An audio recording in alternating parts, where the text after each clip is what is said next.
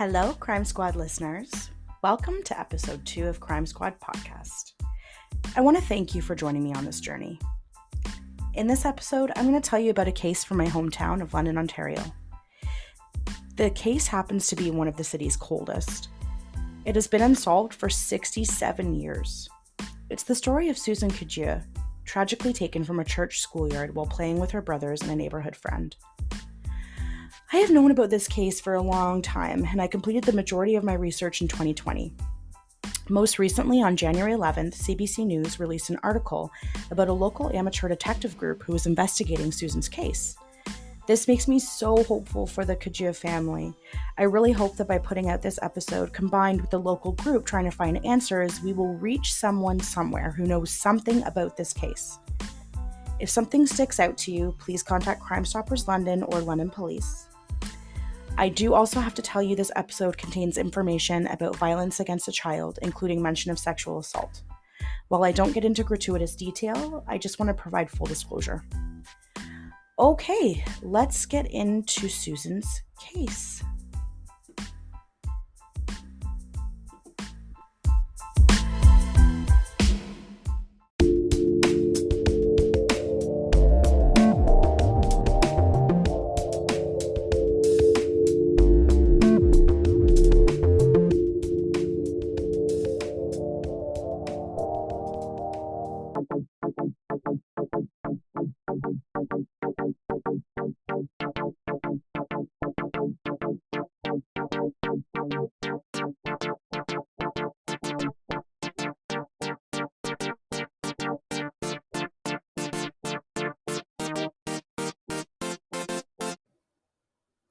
Susan Cadieux disappeared from a school playground on January 6, 1956, and what happened next would completely devastate not only the London community, but neighboring communities as well. The story of what happened to little Susan would be communicated via newspapers across North America, but unfortunately, the case would soon turn cold.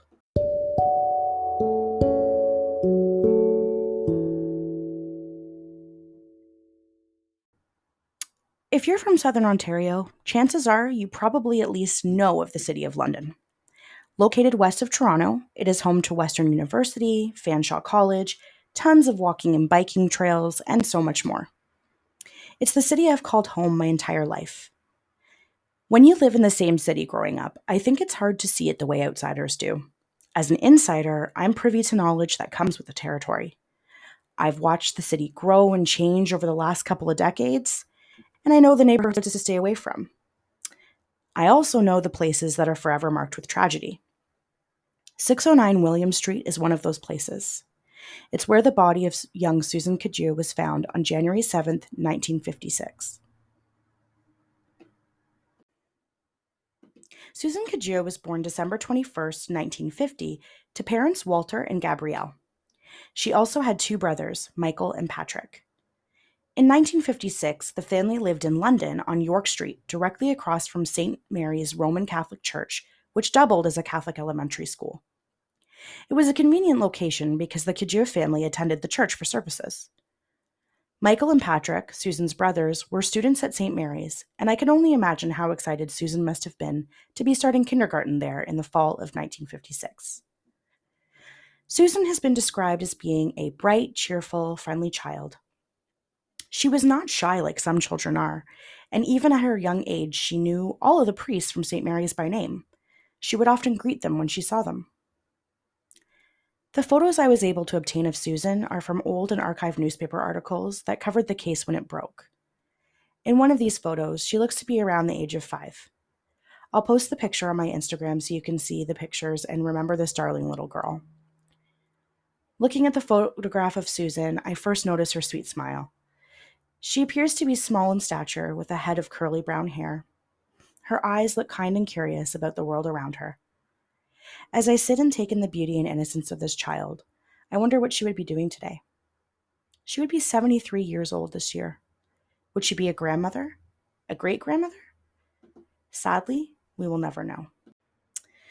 I summon a memory of my old childhood, from when I first became aware that people weren't always nice and kind without an ulterior motive. I was 8 years old and in grade 3 at Arthur Ford Public School in the west end of the city. We had a guest speaker in class, and it was a police officer. He talked to us about staying vigilant and encouraged us to pay attention to our surroundings. He suggested if we were walking to school, we should walk in groups of 3 or more. He explained what kidnapping was and told us if this happened to us, we should yell fire instead of help. The reason? People are more likely to respond to an exclamation of fire than help, which is a whole other story in today's world. But anyway, back to 1995. If you yelled fire and someone actually came to your aid, you were supposed to say, "Help, this is not my mother, this is not my father, I'm being abducted."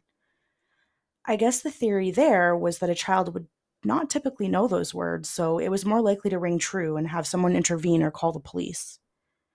At the end of the presentation, my classmates and I received tiny little notebooks and sharpened pencils to carry with us. We were told to write down anything that seemed suspicious, such as car license plates or physical descriptions of people who looked like they were up to no good. I can still remember the fear I felt after that. It really struck a chord with me, and it made me wary of just about everyone. Did Susan know about the dangerous people out there?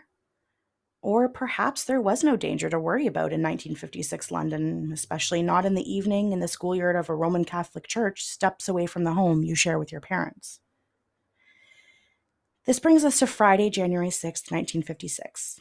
Around 7 in the evening, Susan left her home with brothers Patrick and Michael in tow to play outside in the schoolyard. Another girl from the neighborhood was with them. It actually wasn't normal practice for Mr. and Mrs. Cadieux to allow Susan to play outside after dark. In fact, that Friday was the exception to the normal rule. The children played together for approximately 45 minutes, at which point a man approached them. The man was definitely a stranger and did not seem to be anyone they knew.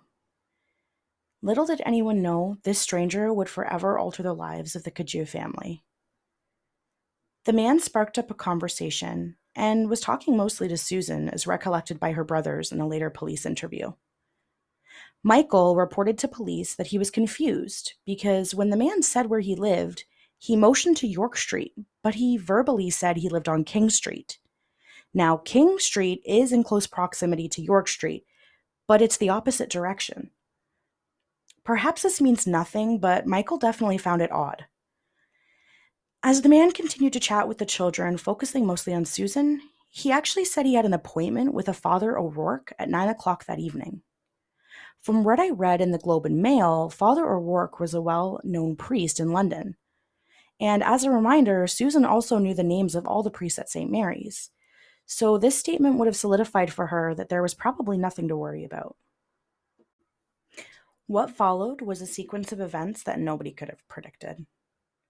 The neighborhood girl who was with Susan and her brothers happened to slip on ice in the schoolyard, and she fell.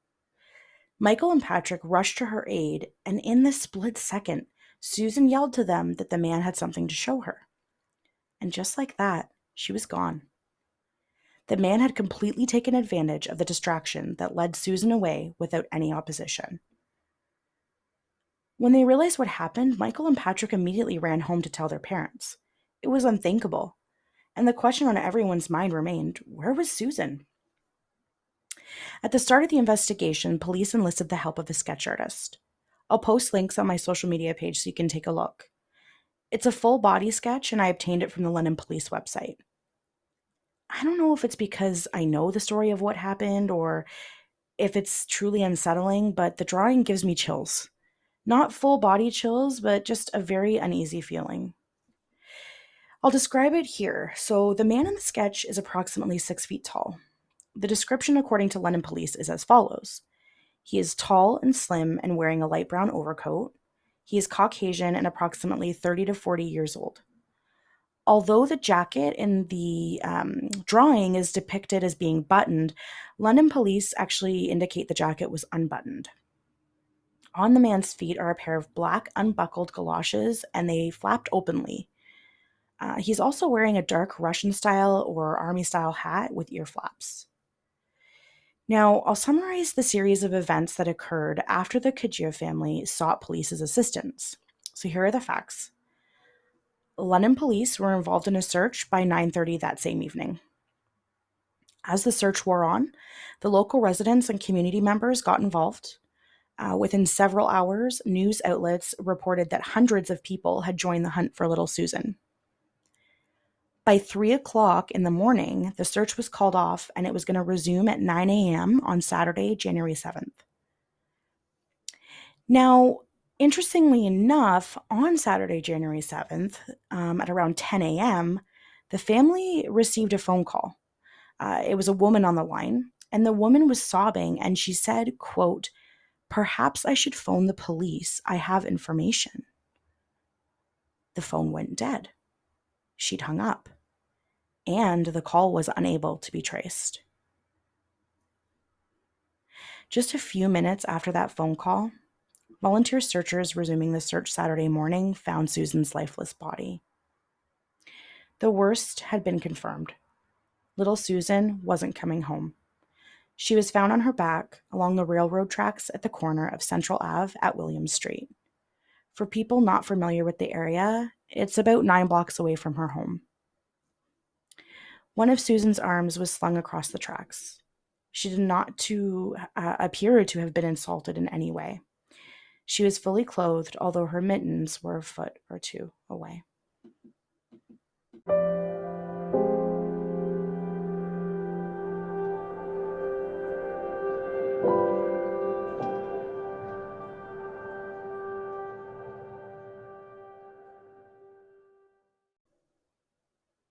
The assumption was that Susan had died of exposure.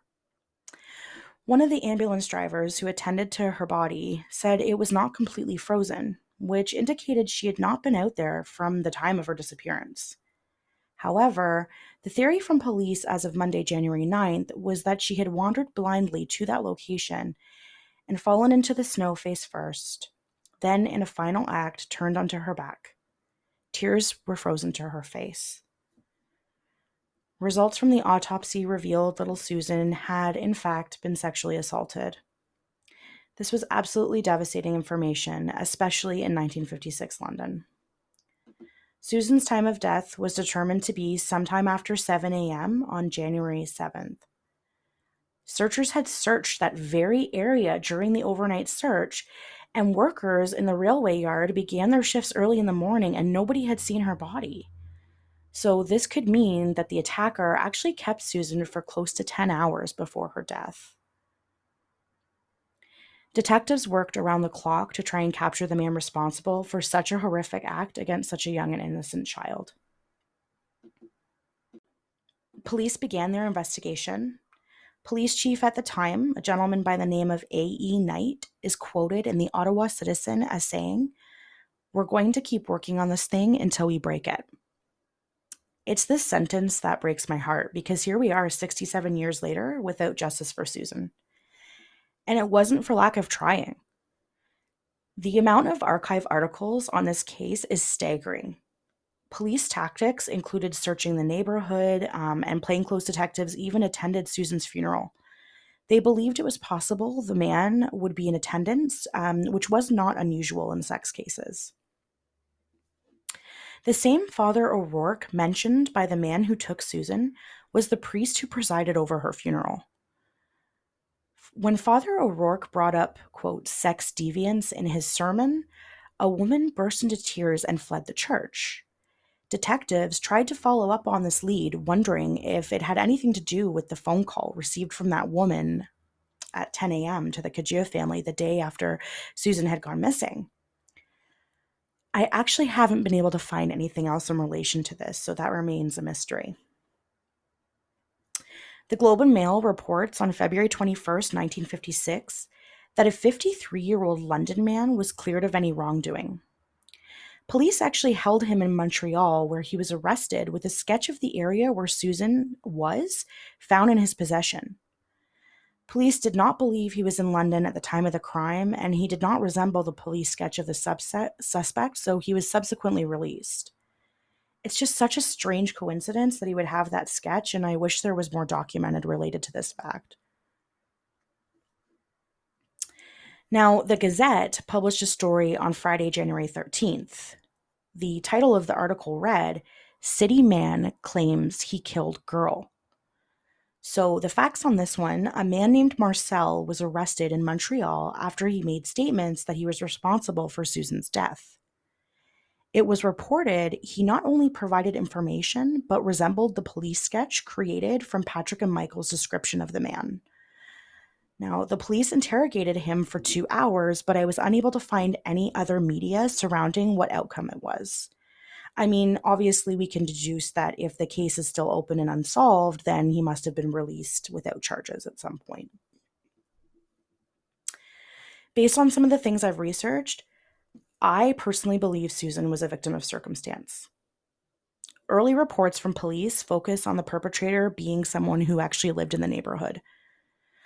Although police speculated that the assault may have occurred in a vehicle, I'm just going to use logic for a second and talking that one through, because to me, it doesn't fit. If the man lured Susan to a vehicle of some kind, he would have had to be in there with her for 12 to 14 hours before she was found. And let's not forget that hundreds of searchers were out looking. Surely a parked car containing a male and a little girl would have been easily spotted. And if we go back to the police sketch for a second and the little details that stick out, I make some deductions with that too. So, squad, if you're anything like me, when you see the picture and you hear the description of even just the man's attire, you're thinking to yourself, wait a second. The man's boots were undone, so much so that they flapped openly. His jacket was undone. The temperature, according to historical weather data, was approximately minus 5 degrees Celsius. For American listeners, that's around 20 degrees Fahrenheit. We know it was probably its coldest at that time of the night because the sun was long gone, having set at about 5 p.m. that day. Now, this is strictly my own theory, but let me set the stage. It screams local resident. Perhaps this man truly did live nearby. Maybe he happens to look out his window and sees the children playing. He makes a snap decision and hastily throws on his jacket, slips on his boots, and is so intent on getting outside before he loses his chance, there is no time to dress appropriately for the cold. No time to snap the boots closed or button the jacket. Maybe he didn't really know what he was thinking or going to do, but the opportunity presented itself. This theory is further supported by an article published January 9th in the Globe and Mail. This was actually the Monday after the horrible incident occurred, and in it, there is mention that police think Susan was taken to a home nearby, where she was likely assaulted.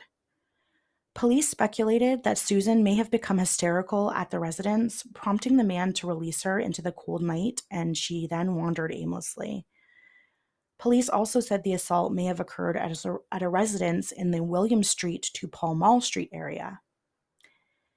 Based on the fact that the area where Susan was found had been thoroughly searched the previous night, and that it happened to be a high-traffic area for railway workers beginning their shifts at 7 a.m. that morning who actually hadn't seen her body, my theory is that Susan likely was taken into the home of a local man, assaulted, and let go at some point in the frigid early morning. In the end, Susan's abductor still remains at large. And I have to stress abductor since the cause of death was actually ruled as exposure. This means that even if the person who did this was caught, he could not actually be charged with her murder. The hope of getting justice for Susan is getting smaller as the years go by. We may never know. And unfortunately, her family will not know either. Her parents passed away, both at the age of 73, in different years. Walter died in 1986 and Gabrielle in 1990. I was surprised to find out that her brothers have also left this world, and much too early. Patrick died in 1995 at the young age of 48, and Michael followed in 2010 at the age of 64. This is London's oldest cold case. It caused devastation within a community that, when struck by this magnitude of tragedy, banded together to search for one of their own. The case reached far and wide, with coverage from news outlets across Canada and the United States. Susan was laid to rest January 9th. St. Mary's held a Mass of the Angels, followed by an interment at St. Peter's Cemetery. After all the research I conducted, at the end, I was left struck at how quickly life can change. I wanted to pay respect to Susan and in some way let her know I'm telling her story and let her know that even 67 years later, she's remembered. I made my way to her final resting place in 2020, and I dropped some flowers off at her grave. I think of her often, especially around the beginning of January. I cannot stress enough, if you know something, say something. If you have any tips on this case, please contact Crime Stoppers, which is anonymous reporting, or the London, Ontario Police Department. So that's going to do it for today's Case Squad. I hope you'll come back for next week's episode. Don't forget to like and subscribe so you don't miss any of my weekly uploads. Thanks so much for listening. See you next week. Remember, stay safe and be kind to each other.